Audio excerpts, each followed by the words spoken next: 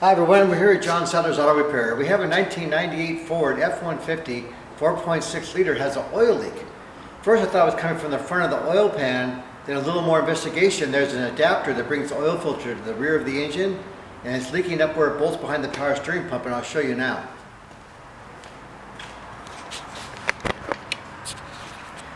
First, here's a picture on the side of the motor, and this shows the oil filter with the oil filter screws on here. Then there's these 4 bolts that hold it on, and these are these 4 attaching here. Then the power steering pump goes up here. What happens is these 2 O-rings go bad on here. It's like an O-ring embedded in the plastic, and it just flattens out. And so what I found out in the vehicle, it had oil everywhere all around the front. So I started cleaning the oil up, and then after I was letting it idle for a while, I noticed it was just coming from one particular area.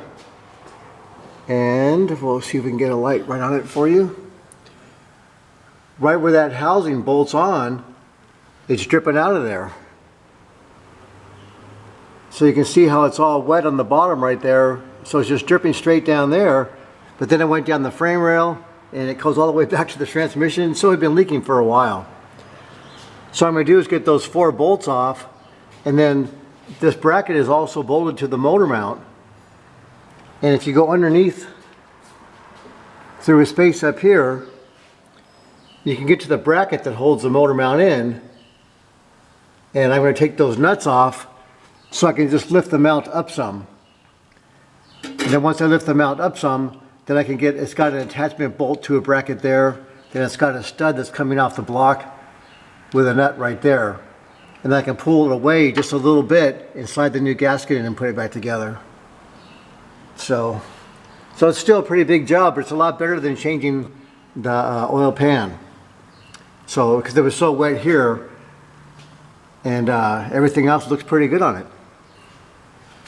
So that's just a little tip from John Sadler's. When you're finding oil leaks and you're looking around, make sure you just look at everything very thoroughly, because if I would have done an oil pan gasket on there and then come back later and find out that that adapter housing is leaking, wouldn't have been too good for me.